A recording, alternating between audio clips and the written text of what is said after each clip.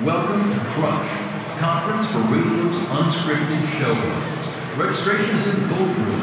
Now, on the B stage, a live recording of Stargazing with the Gays. Josie. Dr. Mark, have you seen Frank? No, not yet, but I picked up our welcome packet and our room keys. We are on, let's see here, 3rd floor. Lead the way. Jeez, look at all these people.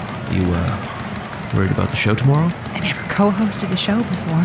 Hey, don't worry about understanding the science stuff. I'm gonna handle all the animal facts. You just handle the people. You have experience with anything other than tortoises? I had a dog back in... But you know what, actually, never mind, I don't really want to get into it. No, that's kind of perfect. That air of mystery works on you. And hey, when you're co-hosting my show, don't worry about understanding any of the romance and sensuality and relationship stuff. Hey, I've been in, Sure, I bet you'll do great. Hey, and while we're here, try and stay in the Josie voice. Build the brand. I think you just like what that voice does to you. It can be both. Yeah. Okay, 3:15. Just the one. Oh, well, maybe it's a suite. We're big shots here. Have the whole afternoon on the B stage. Oh my God, it's a closet. Is that even a full-sized bed? Well, I can take the floor. Windows side. It's just 2 nights. We can be adults about it. Fine. I'll take the floor tonight. I mean, you don't have to. Mark, Hey, there you strays are. Frank, hey! Joanne, hey, I'm putting a bell on you. Look, it's Frank. Hi, Frank. Hey, Doc. Oh, man, holy smokes, they gave you a closet, huh? Joe, we're in 330 and 332. I had to complain because they wanted to shove us both in a double room, and the way you snore. I do not snore. Remember when we went to see that late-night showing of Koyaanisqatsi, and you were just resting your eyes? I have a deviated septum, and it's a medical condition. Oh, well, we can have the doc check you out after the show. I just know that I need my beauty sleep. So we're just, down the hall, then? Yeah, and we should get settled. We have a 3 p.m. tech run-through tomorrow, and then we have the doc show, and then it's right into us, back to back. Thank you, Frank. I will be there. All right. Hey, you two gonna be okay being up in each other's personal space like this? Because I know how particular you both are about your shows. Our shows! Oh. Yes! I can't wait. Twice the fun. Okay, have a good night, Dr. Mark. See you tomorrow. See you tomorrow, too, Miss Heller. So, we're just using the Josie voice all weekend, then? It's good for the brand. Oh, hey, that's actually pretty smart. You nervous? About doing it in front of people? No. It's gonna be fine. Yeah, fine. We're gonna get on that stage. I'll count you in. It's going to be the same old show. And if you get nervous, you have me. You have Dr. Mark. It's going to be like riding a bike. 3-person bike. Like riding a bike. All right. Now, let's go drop our stuff. Frankie needs a nap. Ooh, and maybe some room service.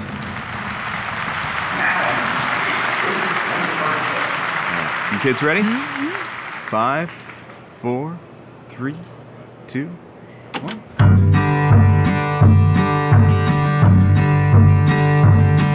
Cuties. Welcome to Josie's Lonely Hearts Club. I'm your host, Josie Heller. Let's spend the night together. Tonight, I want us to tap into our more animalistic urges. Normally, I'm a lone wolf on these airwaves, unless you count Frank, and you could. I bet he's got worms. But on this special episode, I'm joined by Dr. Mark Hall from Pet Peeves with Dr. Mark. Say hi. Hey. Happy to be here. Happy to do this with you, Josie. Oh, so good to have you on the show. They say what's good for the goose is good for the gander, and it is easy to gander at my special guest, let me tell you. If we were a broadcast show, we'd have some smitten kittens out there. So thanks for joining the club. We've flown north for this tandem episode like a pair of turtle doves to tame the wild stallions in your hearts. Or in your paddock. Whether you've got issues with your husband or your husbandry, together, we'll set you straight. There's an awful lot of ways to skin a pussycat. My show is all about human connection. His show is all about how humans can better connect and care for their furry, feathered, or fork-tongued friends. There has got to be an overlap. After all, you and me, cuties, ain't nothing but mammals. Those warm-blooded digits are 505-555-KDNM, and I await those calls with bated breath. So throw me a bone. Frank, how's the board looking? Board is lit up. We have 1,000 calls. Like, I've never seen it this packed. Wow. Well, before we dive in, and I feel like this goes without saying, but we are talking about lovers and animals, but not animal lovers. Let's keep it beastly, but not, bestial. All right, you cool cats, let's scamper on over to the lines and pounce. Who's up first, Frank? Sorry, Josie. Van, for a second, we lost basically all of our callers. So, Mark, is it true that turtle doves pair up? Are they in love? Turtle doves are most definitely in love. You see, a turtle is a very lonely creature, but a turtle dove is always looking for that other part.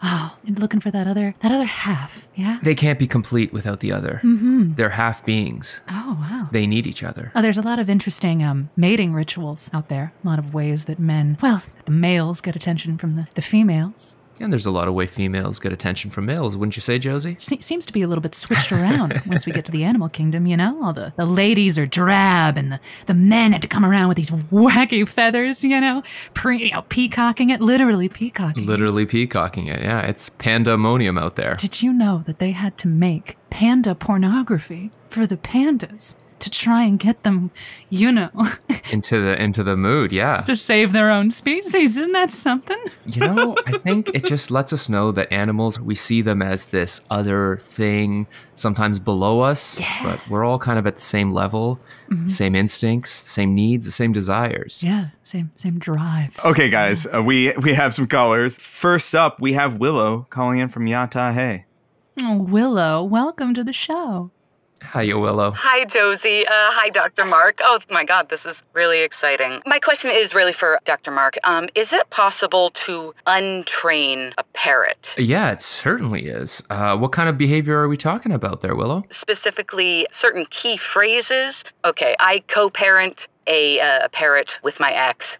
Gary has clearly taught my sweet bird to call me names when he is at my home, and I'm just trying to figure out if I can curb this behavior. Oh, yeah. I'm sure you know, Dr. Mark, but Josie, just so you know, it's an Amazon parrot, and they can live for up to 70 years. Well, parrots symbolize longevity and endurance. The forest is changing always, and the parrot endures. Right now, you're describing to me a situation where your forest is changing drastically. The parrot has absorbed the hostility from my ex, and he doesn't know what he's saying. He doesn't know what it means when he calls me Cabbage Patch Rachel Maddow, or Final Boss Karen, or premenopausal Harry Potter. It doesn't mean anything to him. What a spiteful, underhanded, juvenile little move. Those are some very specific commands your partner's been giving the parrot. It's really, really childish. In this sort of co-parenting situation, this is really not unlike a child.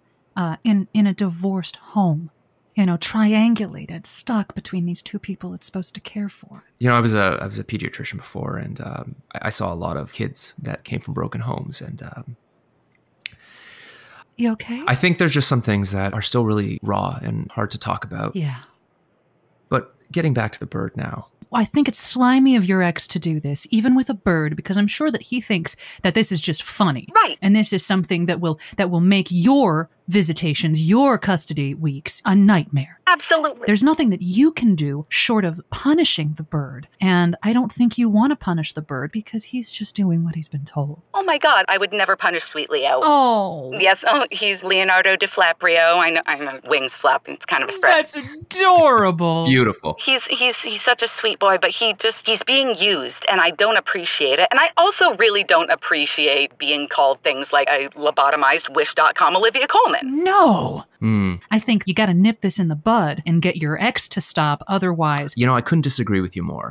I think in this situation, if you let the ex know that this is bothering you, the ex is going to think, hey, I'm doing what I want to do. This is what he's trying to do to you. I didn't say that. So you need to show endurance. You need to stimulate this bird, get it a new diet, something that it really likes, buy new toys that are going to stimulate this bird. Leo DiFlaprio is not going to want to learn all this new stuff. He's going to be demanding the new stimuli that you are providing it. And that's what I would recommend. That's so smart. Right. For a second, I wasn't sure if I was on board, but you pull me back. Is there anything wrong with teaching him couple of phrases yourself. They don't need to be very pointed, personally specific insults at your ex. That's what I was thinking. How about something simple like, Willow's moved on? You are stooping to his level, but you're not going to play the same game. You're just going to let him know you've moved on. Oh, that's so beautiful. Wow. Took the words right out of my mouth. Exactly. Why escalate when you can take the high road and be the bigger person? This is really helpful. God, Dr. Mark, you are as wise and empathetic as you are beautiful. Yeah, the headshot on the website really does. That's the reason I tuned in. Well, some people just don't need to have their headshot on a website because, some people prefer to be known by their voice. But hey, if you've got it, flaunt. I think the key to it is just bringing as many fans in as possible. The more people I can connect to, the more people I can help, I think the better service I'm doing to the world. Consider me connected.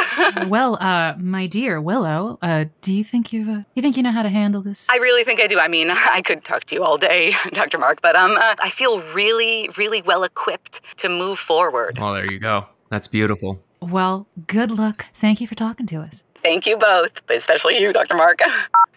Oh, gosh. There are some people who will just stop at nothing to get one over on an ex, huh, Doc? Some people live with a lot of pain, a lot of shame. Hey, Frank, anybody? It's a vicious cycle. It sure is. Frank.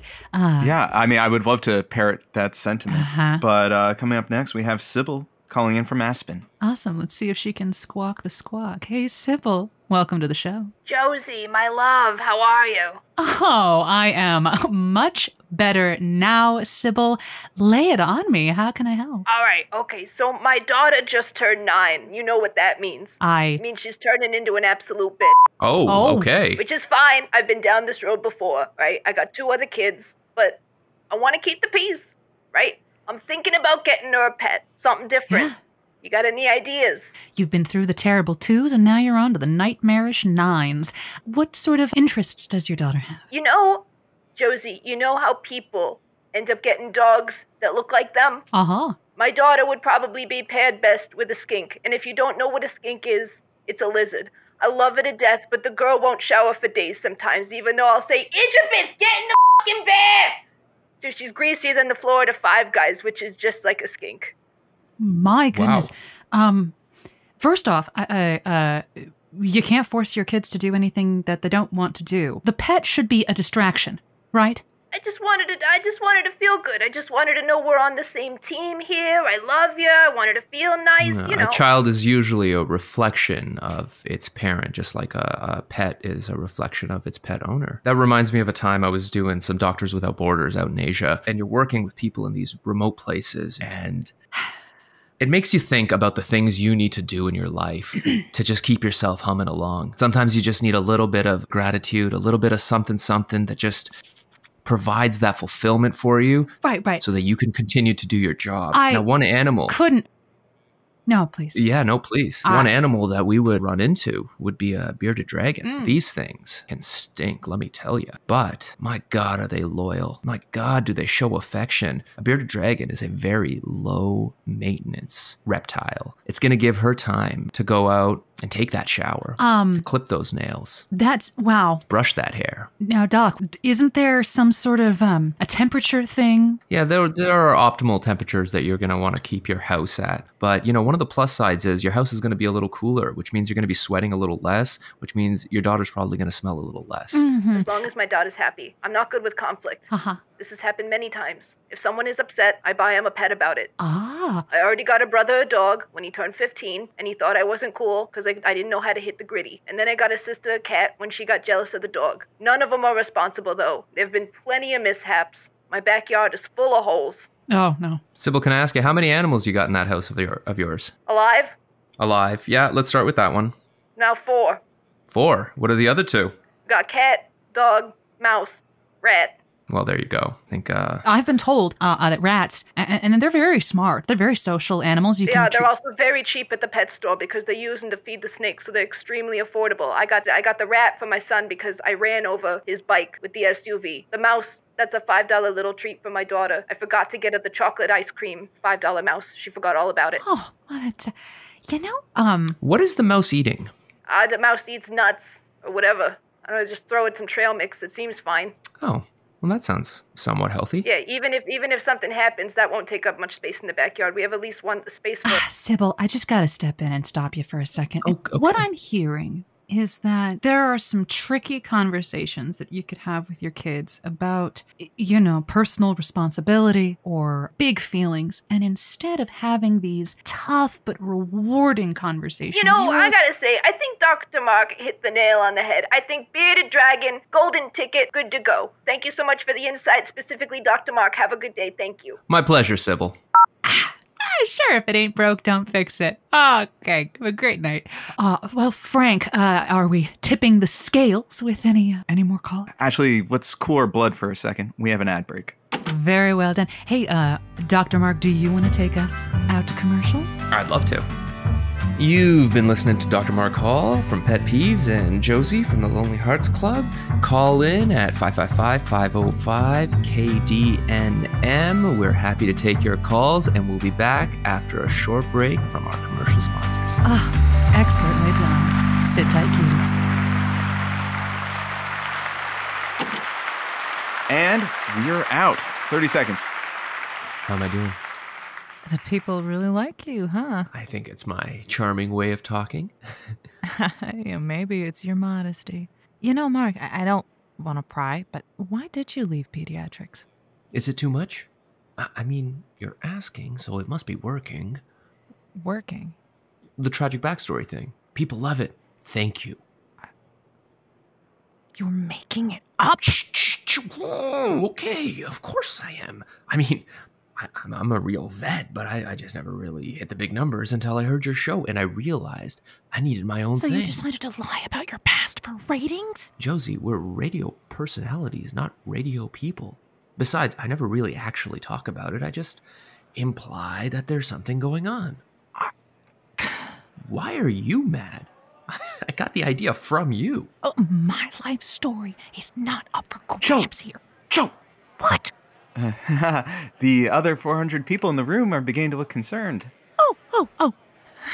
All right, and we're coming back. Okay, later. All right. Game face on. Game face indeed. 5, 4, 3, 2... Welcome back. We have a tandem show going on. Me here, Josie from Josie's Lonely Hearts Club, and Dr. Mark from Pet Peeves with Dr. Mark, a KDNM doubleheader from the B stage right here at C.R.U.S.H. We are talking about the nexus of romance and maybe our more feral furry friends. Let's see if we don't have any animal lovers on the line. Hey, Frank? Next out of the doghouse, we have Camilla calling from Pueblo. Camilla from Pueblo, welcome to the show. Hi, thank you so much for having me. It's so nice to connect with you, Josie, and of course you, Dr. Mark. Oh, Camilla, it's a pleasure. Gosh, you just have such a fan club. I have a little problem, and just a little backstory first. I used to date a gentleman named Scotty, and Scotty was from Portland, and he was just so Portland, He was always in like one of those brown wool shirts, even in the summer, and he had like a big beard and a handlebar mustache, and when we first met, he really love-bombed me with these big brown eyes, but then things took a turn, Scotty stopped acting like he was happy to see me. He stopped feeling excited when I said things. He didn't want to kiss me when we were in public. It was a very difficult journey, but I did leave Scotty. Oh, good for you. Good for you, Camilla. Yeah, it's always tough. Thank you so much. I went to therapy, and I worked on my attachment styles, and I've now met a wonderful man. I met Todd at the local grocery store here in Puebla. He's in a managerial position, and we've been dating for about 3 months now. And everything's been going, just real good. I could see a future with him. That is until he took me home, and I met his dog. Oh. I love dogs, but this dog, it's a little Welsh terrier named Mr. Grumpster, and Mr. Grumpster looks like the spitting image of my ex Scotty in Portland. Oh my. Well, look at that. Oh my. The same beard, the same eyes. I posted a picture of me with Mr. Grumpsters on my Instagram, and my friends asked if I had gotten back together with Scotty. That sounds pretty rough, don't you think, Josie? I mean, they say men are dogs, right? Camilla, is it just that it throws you that Tom's dog bears such a resemblance? I will admit it was very triggering because leaving that relationship was so hard on me. But as time has gone on, things have taken a different turn. You know, I spend so much time with Mr. Grumster. We cuddle, and he's so excited when I get over to the house, and he kisses me all the time in public. And it makes me sort of wonder, what if things had been different with Scott? You know? That way lies danger, my dear. You can't live in the shoulda, coulda, wouldas. He's out of your life. That door has closed now, and Mr. Grumster gets to carry on and be a source of companionship and affection and joy and all these positive things that Scotty the human didn't give to you. And it can just stay there in this sweet... Or Josie, if I may... go right ahead. The animal kingdom is a mysterious thing, and sometimes it's telling us something that we need to know. Todd may not be your love. He may just be a highway to your love, which is showing you Mr. Grumster. Scotty is maybe manifesting himself within Mr. Grumster, and he's coming to tell you that he is going to kiss you in public. He is going to hold your hand. He'll put you up on his shoulders at the next concert you go to so you have the best view of your favorite rock band. I'm sorry, are you suggesting that Mr. Grumster is a sign that she should go back with her ex-boyfriend? I think I'm suggesting that we shouldn't neglect to see the signs that are right in front of us. That makes perfect sense, Dr. Mark. But Camilla, does it? I just mean, a lot of things sound like good ideas when you say them, and then you realize that it's more the way that someone has said something as opposed to the text that they've actually said. It's not unlike it's not unlike when you talk to a dog. I take personal offense with that, Josie. It does matter the way you say something to a dog. Dogs have emotions. Of course, that's why I'm saying how you speak to the dog is important, not the words that you say, which is what I'm saying that maybe that Camilla hears this wistful, very wise, sage tone coming from you and is willing to take at face value that the fact that a dog looks a bit like her hipster ex-boyfriend is a reason to throw away a perfectly good relationship with not only a man, but a dog. You know? I mean, what? Josie, I hear what you're saying, but the thing is, what Dr. Mark is saying makes so much more sense. Oh, does it? Because just the other day, I was having an intimate moment with Todd, and Mr. Grumsters was watching, and in the moment of my climax, I locked eyes not with Todd, but with Mr. Grumsters. I think Dr. Mark could be right. Like, I'm just thinking about Scotty because this is a highway back to him. Yeah, I've heard that before as well. Have you? Locking eyes with a dog during an emotional and sexual moment. And that is a sign. It's telling you something. The animal kingdom is reaching out to you, Camilla. What I hear is a woman who had the courage to walk away from Scotty before, who had the courage to say, enough is enough, I'm out of here. But the world is telling you that maybe it's time to forgive, and maybe Scotty will take you back. And I think Mr. Grumsters is trying to tell you that. I hope he will take me back. Wow, you're really helping me to find the love of my life, Dr. Mark.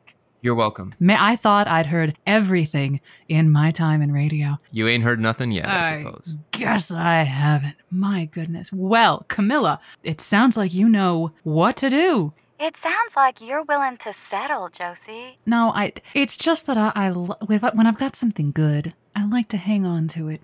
But maybe I just haven't seen the right dog. I'm sure I could run into a pug. It's just the spitting image of Ed Asner, and who knows, maybe one will even sweep you off your feet one day, Josie. Oh, it would have to be a Great Dane who looked like Mads Mikkelsen with a collar on. Now we're talking. A Great Dane looking like a Great Dane. Josie, what if that pug that you're settling for is holding you back from the Great Dane of your dreams? Okay, but I think that loyalty is a really... Of all the traits, loyalty is one of them. You know, that pug wouldn't, because they love me and I love that pug. And why in the world would I just chuck a pug, which, as fun as it sounds... I don't know. I think maybe the pug just likes you because you feed him, but the Great Dane could really love you. Couldn't have said it better myself, Camilla. You know, I have to defer to your experience in this one, I guess. Well, thank you. Yeah. Well, Camilla, it does sound like you've made a decision and that, well, look, signs and messages come in all shapes, sizes, and evidently breeds. But good luck. Thank you so much. I choose love. I hope you do too. Oh, that's very nice. All right, Joe, I have another caller that's been dogging me. Oh, okay. Well, let's rescue him. This is Lucas from Greeley. Lucas from Greeley, welcome to the show. Hey, hi. How you guys doing today? Hi, Lucas. This is like kind of an emergency call. I'm getting ready to propose to the love of my life, Philomena. She's Wow. We kind of met at a Renaissance fair, so I'm getting ready to propose. I got my codpiece rapier and I got a horse, but the horse is not doing so good. Oh. The horse is very unsteady on his feet. Is the horse nauseous in any way? Oh, yeah. I never even knew that a horse could throw up like this. Lucas, is it coming out in clumps or is it coming out runny? Yes. Yeah, it sounds like your horse has got a case of ataxia. He didn't attack me. No, I said ataxia. I should get a taxi somewhere else. That's a good idea. Yeah. But that's not going to work. Maybe if I got a carriage. Look, it could be a neurological. this horse is going to ruin my perfect proposal. Everything has to be perfect. I spent. Oh no, Luke. This jerk of a horse is going to ruin my perfect day. Lucas, I just want to say that there is a fetishization of the proposal that I think is frankly toxic. But you have put so much effort into this already. If Philomena loves you, the proposal will be perfect, with or without a horse. I think it's important that you get to the proposal and you get somebody to look at that horse. But don't let that overshadow your important special day with Philomena. Oh, okay. But I mean, I can't even get the horse to move. He's just like. Lucas, this is an opportunity for you to let Philomena know that you care about her and that you care about other beings and things more than you care about yourself.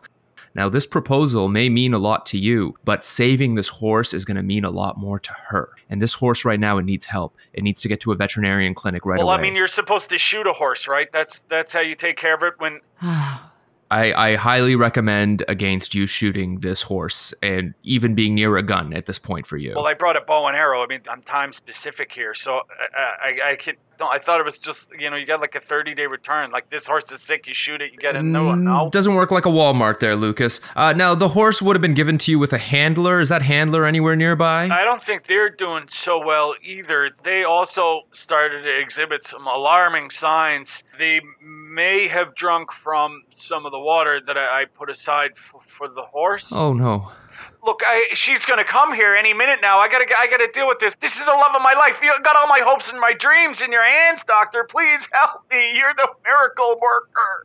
I've been known to work a miracle or two, Lucas. You call. Oh, sure. Yeah, you too, Josie. Get your head in the game. This is the first day of the rest of your life. Philomena needs this, and so do you. I'm scared of horses anyway. I mean, if I get the first. Lucas, are you a strong man? You don't need to be he doesn't. Are you a strong man, Lucas? I mean, I'm pretty strong. I would like you to put the horse on its side. What? Don't listen to him. If you're scared of horses, don't be handling a sick horse. I can't do that. You just put your hands around him? Lucas? Oh, God, this is happening now. I don't know what. You close your eyes? Lucas, step away from the horse. Oh, Jesus, he's slippery. He's heavy. Oh. This is a rented horse. You can do this, Lucas. Should he do this? Oh, okay. Oh, he's lying down. Oh, he's lying there you down. go. Oh, hey, I want you to go over to his head, and I just want you to lift it 2 inches off the ground. Just 2 inches off the ground. Okay, I'm getting down. Okay, 2. Hey, okay, Bucephalus. It's okay. It's okay. I want you to sing a beautiful song into his ear. It's going to calm the horse down right away. And I will always love you. He's breathing easy. His legs are stopped shaking. And I. Okay, you're doing good, Bucephalus. It's good. Oh, thank God. Oh, okay. Well handled, Dr. Mark. Now, get yourself back in the mood to Babe? Babe? Oh, Phil. What's going on here? Will you marry me? Did you save that horse? I did, yeah. He wasn't looking good there for a little minute or so, but Oh my God, you're so amazing. Of course I'll marry you. Thank you so much, Dr. Mark. You are a genius. An absolute pleasure, Lucas. A lifetime of happiness to both you and Philomena. And to the horse. Hey, Nani. Will you look at that, Josie? Looks like we saved a horse and a relationship. And that one. Cuties at home and here, thank you so much. This has been a real treat. So many firsts for the show, so many things to chew on until I speak to you next. Thanks once again to the absolutely inimitable Dr. Mark Hall. Well, thank you for having me, Josie. Hearing the callers was almost as much fun as sitting next to you and doing this show. It's just what I do. For those of you here, thank you. This has been Josie's Lonely Hearts Club featuring Dr. Mark Hall. And for those of you at home, you keep those hot little hands off that dial because Frank is going to tell us all about the show that we've got coming up next here at the conference. And it's obviously called Get Me a Perm. Yeah, Get Me a Perm. Talk to professional hairstylist Lennox Purple. Get all of the hair advice you never knew you wanted. Get Me a Perm is suitable for all hairstyles. They have a rotating carousel of hair guests. They will help get you out of those hairy situations. Coming up next on KDNM. You know, it's your brevity that I respect the most, Frank. Night-night, cuties. And we're out. Yes, we are. Great show.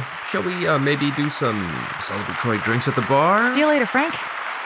Doctor? And she's gone. Yeah, she does that. Drinks, you say? Let me do credits real fast.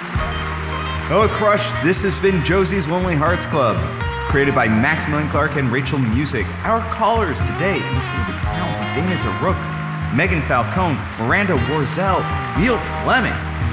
We had Shawn Ahmed on the show today. Our story editor, as always, is Aliza Brugger. This show was brought to you by the Good Story Guild. Check them out. This show was brought to you by the Good Story Guild. Check them out at goodstoryguild.co. And if you have stories that you want Josie to hear, send them in an email to audio@goodstoryguild.co. See you next week, cuties. Night-night.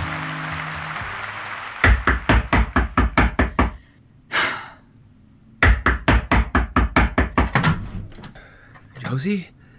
What are you... It's the middle of the night. Come in. I'm not coming in. You sure? I gotta get this off my chest while I still have the nerve. Was I snoring that loudly? Stop it. Why don't you leave me alone? You came down the hall to get me. You know what I mean. I mean the hanging around the station, all the emails, the little... I'm just checking in, and the advice, the unsolicited advice, all of it. Josie, that's my job. I don't see you pestering Mixtape Margie all the time, and she might literally melt if you did. Well, Mixtape Margie doesn't exactly have your potential. Josie, I think you're a sensation. You could go nationwide. The right positioning, the right branding. You could be on billboards. I don't want to be on billboards. Of course you do. And I'm going to put you there. Denver, Vegas, Los Angeles. They're going to build a statue of you in your hometown. Wherever that is. Thanks for telling me what I want. I had no idea. I think I know at least one thing that you want. Which is why you're here at my hotel room at 2 a.m. That's not... Josie. Alex. It's Mark. No, I have a girlfriend, and her name is Alex, and as much as this is... I can't go through that again. You sure? Yeah. It's all there. In my tragic backstory. And don't call me Josie when I'm not on air. It's Joanne.